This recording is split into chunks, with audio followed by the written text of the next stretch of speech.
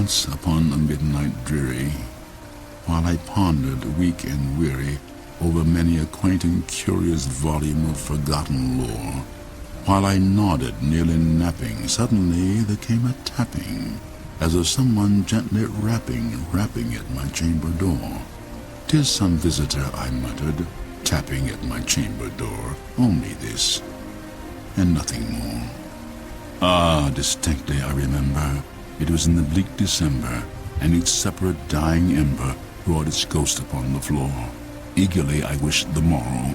Vainly had I sought to borrow from my books surcease of sorrow, sorrow for the lost Lenore, for the rare and radiant maiden whom the angels name Lenore, nameless here forevermore.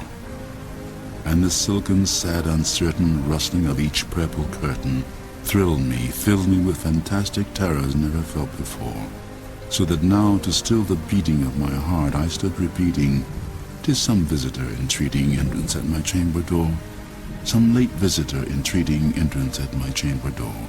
This it is, and nothing more." Presently my soul grew stronger, hesitating then no longer. "Sir," said I, "or madam, truly, your forgiveness I implore, but the fact is I was napping, and so gently you came rapping, and so faintly you came tapping, tapping at my chamber door, that I scarce was sure I heard you." Here I opened wide the door. Darkness there, and nothing more. Deep into this darkness peering, long I stood there wondering, fearing, doubting, dreaming dreams no mortal ever dared to dream before. But the silence was unbroken, and the stillness gave no token, and the only word there spoken was the whispered word, "Lenore?" This I whispered, and an echo murmured back the word, "Lenore." Merely this, and nothing more. Back into the chamber turning, all my soul within me burning, soon again I heard a tapping somewhat louder than before. "Surely," said I, "surely that is something at my window lattice. Let me see then what thereat is, and this mystery explore. Let my heart be still a moment, and this mystery explore. 'Tis the wind, and nothing more." Open here I flung the shutter, when with many a flirt and flutter in there stepped a stately raven of the saintly days of yore. Not the least obeisance made he, not a minute stopped or stayed he, but with mien of lord or lady perched above my chamber door, perched upon the bust of Pallas just above my chamber door, perched and sat, and nothing more. Then this ebony bird beguiling my sad fancy into smiling by the grave and stern decorum of the countenance it wore. "Though thy crest be shorn and shaven, thou," I said, "art sure no craven, ghastly, grim, and ancient raven wandering from the nightly shore. Tell me what thy lordly name is on the night's Plutonian shore." Quoth the raven, "Nevermore." Much I marveled with this ungainly fowl to hear discourse so plainly, though its answer little meaning, little relevancy bore. For we cannot help agreeing that no living human being ever yet was blessed with seeing bird above his chamber door, bird or beast upon the sculptured bust above his chamber door, with such a name as Nevermore. But the raven sitting lonely on the placid bust spoke only that one word, as if his soul in that one word he did outpour. Nothing further than he uttered, not a feather than he fluttered, till I scarcely more than muttered, "Other friends have flown before. On the morrow he will leave me, as my hopes have flown before." Then the bird said, "Nevermore."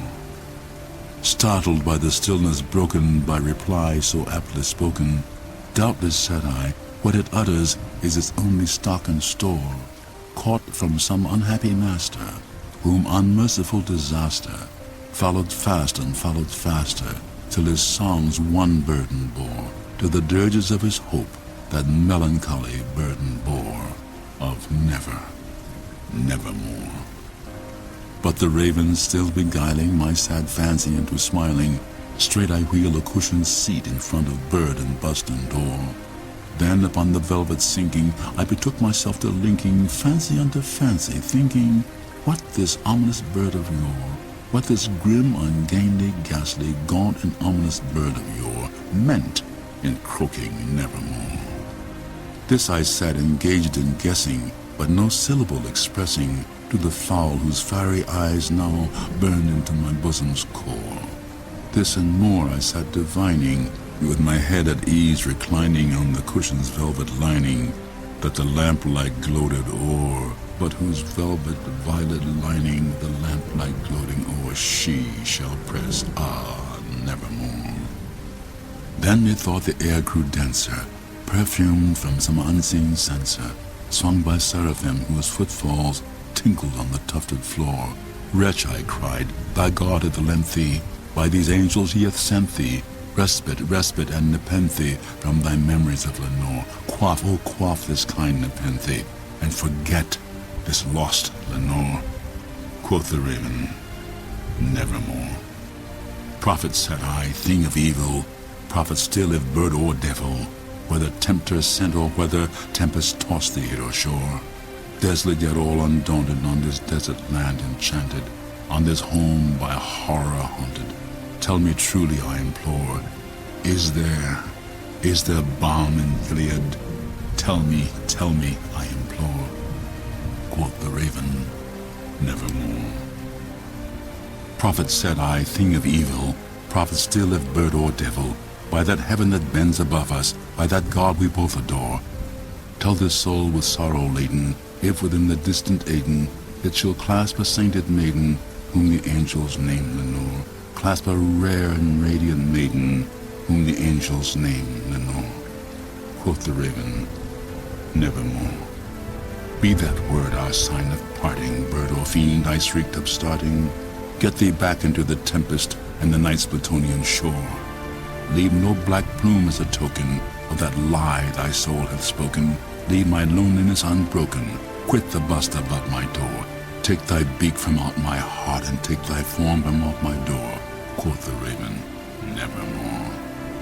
And the raven, never flitting, still is sitting on the pallid bust of Pallas just above my chamber door. And his eyes have all the seeming of a demon's that is dreaming, and the lamplight o'er him streaming throws his shadow on the floor. And my soul, from out that shadow that lies floating on the floor, shall be lifted nevermore.